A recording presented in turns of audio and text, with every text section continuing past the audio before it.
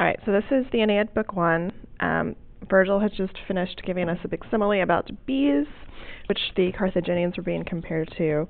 The Carthaginians are building a city. Dido is their queen. And they're busily putting up all sorts of things, like houses and the Senate, excuse me, and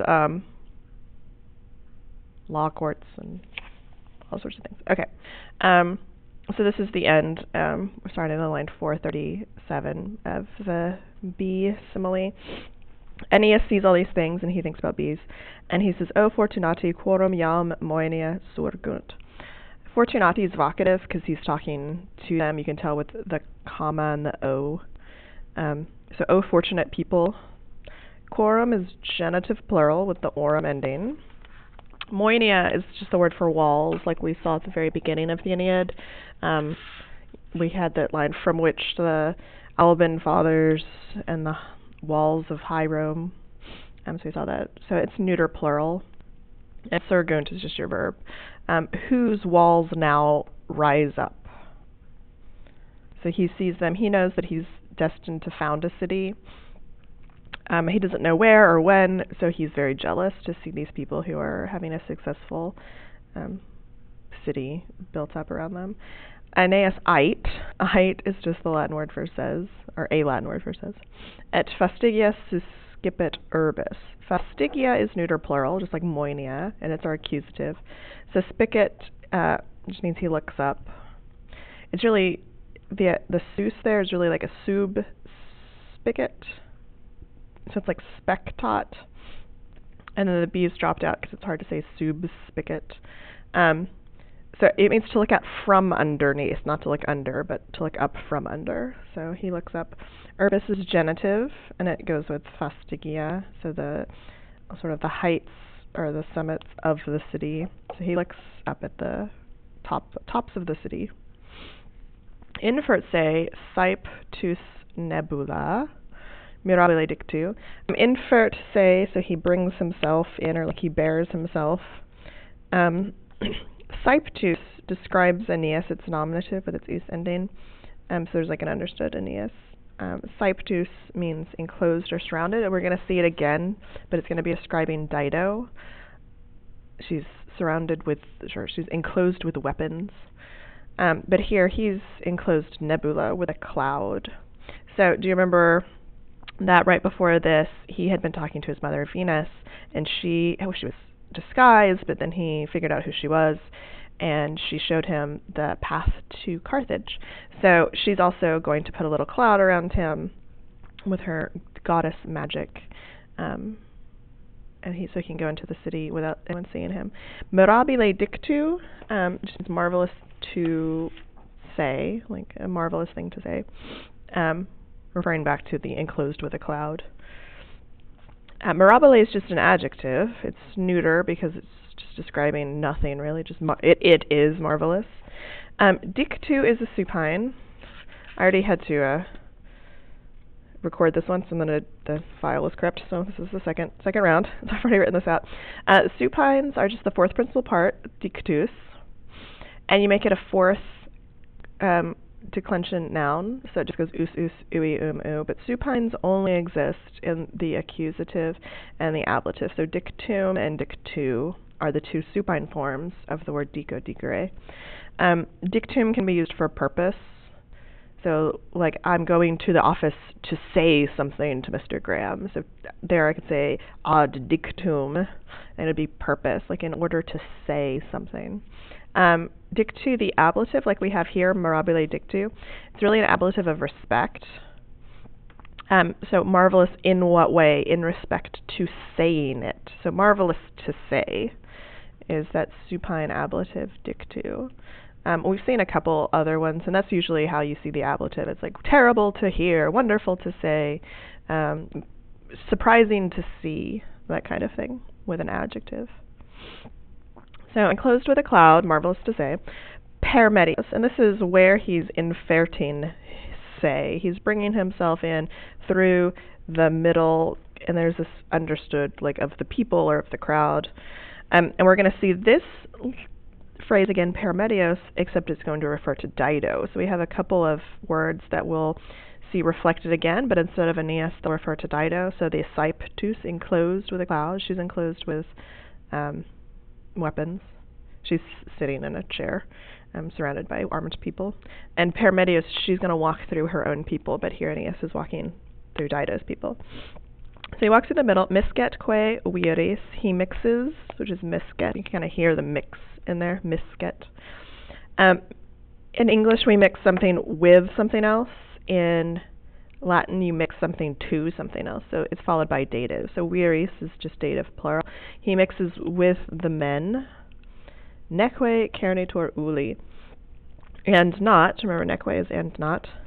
Carnitur is where we get the word discern, and it just means to see. And here it's passive with its tur ending. He is not seen, uli, by any. So he mixes with the people, and he is not seen by any. So the cloud is keeping him. It's like a cloak of invisibility. Uli is really a dative of agent. Normally, you would expect with a passive verb like carnitur to see an ablative of agent. So it's a little bit different. It's out of the ordinary. It's good to have these kind of things, especially in a long story, to keep the reader's attention, to mess with their expectations. It's not completely strange, but it's just a little bit different than what someone might expect. So a dative of agent. But you translate it the same way as an ablative of agent. He is not seen by anyone. But just know that that's really a dative. Okay, well that's the end of that little section. I think they put that section in the AP syllabus just to read about the bees. And so the next part we skip a bit. What Aeneas does is he walks through the middle of the people. He's walking through Carthage. He goes to the center, and in the center there's a grove. Maybe you remember this from reading the English. And in that grove there is a temple to Juno, who, remember, Carthage is one of her favorite cities. And on this temple to Juno, there is a frieze, F-R-I-E-Z-E, of the Trojan War that Aeneas has just left, and he sees his brother-in-law Hector, who fought the great warrior Achilles and was killed by him and drug around the city 3 times, and how Achilles ransomed Hector's body back to Hector's father, Priam, the king of Troy. Very emotional for Aeneas to see his loved ones who are now dead. He even sees himself. So we skip all that part where Virgil describes the frieze and Aeneas' reaction to it. So we start up again in line 494. Haec dum Dardanio Aenei Miranda vedentur. Haec goes with Miranda. These are neuter plural things. Miranda's just a gerundive, like these things that must be admired. Then we have a doom, and we have another doom below it in the next line. So while these marvelous things, these things that must be admired, vedentur, were seen, Dardano Aenei, by Trojan Aeneas. Dardanius is an adjective that describes the Trojans, like the Teucrians. So you can just translate it as Trojans. Dardanus was one of the ancestors of the Trojans who helped build the city.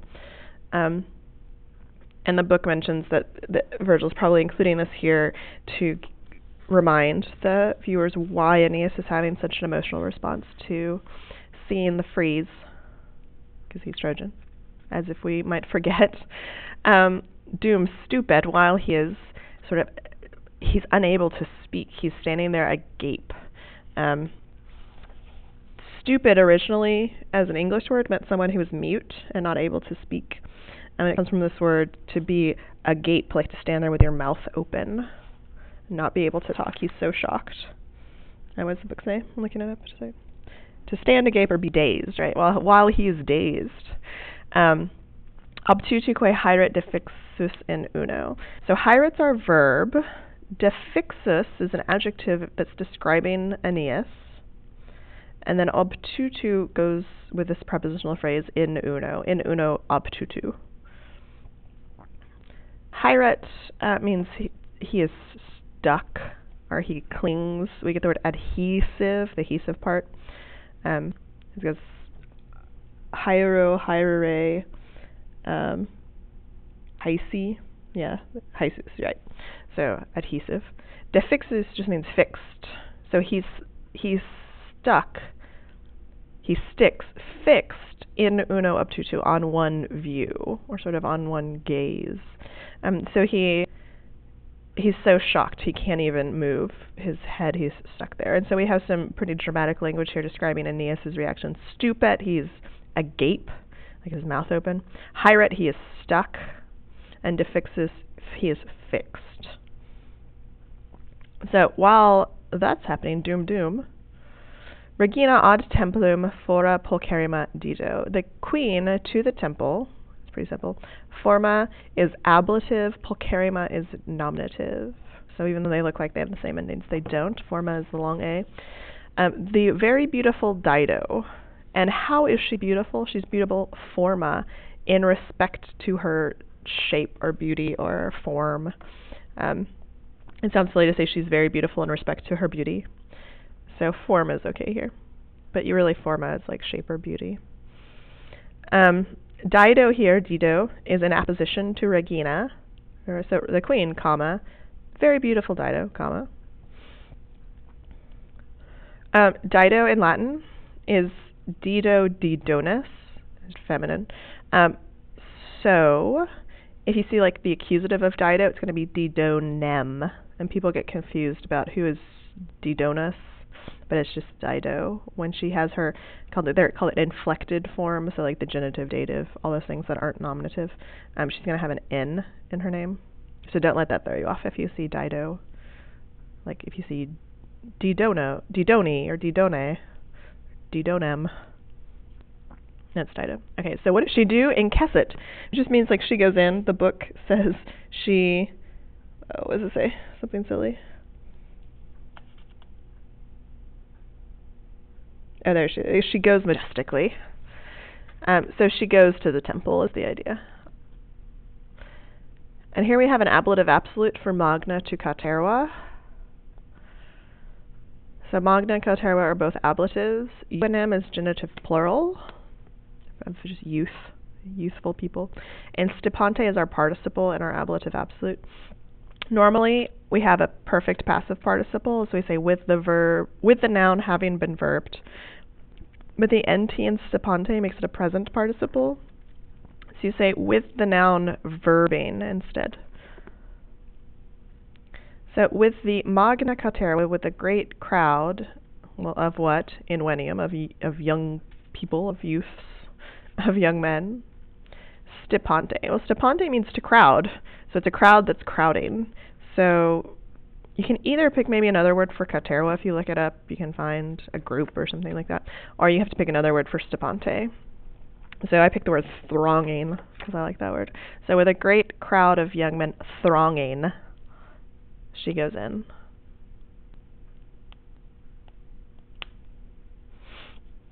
All right. So now we're going to have another kind of simile in which Dido is compared to Diana, the virgin goddess. A lot of Dido's thing is that when she was married to her first husband, Sychaeus, she was a virgin, and she's promised to be an uni vira, which means a one-manned woman. So a woman who's only had one husband. So she's sort of rededicated herself to her virginity, and this is a little bit of an allusion to that. We can tell that comparing her to Diana, the virgin goddess who hunts in the forest, and stuff like that. Who's very active. So it starts with a qualis. Qualis means like such as this, and we expect with a qualis a talis. So just as Diana does something, so talis Dido does something. And we're going to get our talis in 503. And so between those, these are our comparisons. So just as, and then we have two prepositional phrases in Eurotai Ripis, on the banks of the Eurotas, and it's as, Eurotas, or through or along the Yuga, the ridges, Kenthi of Kenthus. And both of these places are places that are holy to Diana. The Eurotas is a river, and the Gintis is a mountain range, so ridges. So one has banks, and one has ridges. Exercet Diana Choros. This is our main sentence. Diana exercets her chorus. She busies. And we saw the word exercet before with the bees. They're like busying the adult youths of their race, as I think what sentence it was in. But it was definitely in the bees. This is just to make people do things. So busies them, trains them. Diana busies her chorus of women, and now we're going to describe the chorus, which Mille and Oreades, which is Oreads in English, Sukutai, these are all going together. 1,000 Oreads following. And those are the Oreads are a type of nymph. So like little minor goddesses that hang out. That's her, makes up Diana's chorus. Hink atque hink, so following on both sides, here and here. So it's both. So on both sides, glomerantur, they are gathered. To glom onto something comes from this word in English. To glom on is like to hold it fast. So to gather, or the book also says to roll together, but I don't think these things are being rolled together. They say just they're gathered. So that's the chorus. Ila, so now we go back to Diana instead of the chorus. Ila, that woman, she, pharetram is a quiver of arrows, right? Pharetram. Fert, she carries. So that one carries a quiver of arrows, umero, on her shoulder. And that's an ablative place. Gradiens deas super eminent oris. Gradiens is nominative. It refers back to Diana. Gradior is just a word of walking, like stepping, walking. Deos and omnis go together, and the deos refer back to the Oreads, the goddesses, the nymphs. So walking or stepping, she towers over, which is super eminent, all of the goddesses. So there's 1,000 of them, but she's more powerful and more wonderful. Latoni tacitum pertemptat gaudia pectus. Latoni is genitive, and Latona is the mother. It's the Latin name of the mother of Diana. Her Greek name is Leto. So Latona. Tacitum goes with pectus. Pectus is really neuter, which is why the and the us, they look like they shouldn't go together, but the pectus is really neuter. That's our accusative. Pertemptat just means possesses, and gaudia is your nominative. Gaudia means joys. So joys possess the quiet heart, the tacitum pectus, of Latona. And the book suggests that she has a quiet heart, which means she's so happy, so joyful that she can't speak. Like she's overcome with emotion. Talus erat Dido. So was Dido. As was Diana, so was Dido. Talem, so, se laeta ferebat per medias. So she was carrying herself, se ferebat, laeta, happy. So you can say happily for this if you like. Happy she was carrying herself. Happy she was carrying herself. She was carrying herself happily. So you have lots of, but really light is not an adverb in English. It sounds better. We often make nominative adjectives into adverbs. She was carrying herself per medios. Well, that was just what Aeneas was doing, right? Through the middle of the people. Instans operi regnis quae futuris. And she is instans, encouraging. And instans is followed by datives, and so we have two datives. She's encouraging operi, the work, regisque futurum, and her future kingdom. All right, I'm going to stop this one here. Let me know if you have any questions. I'll try to get another video up as well.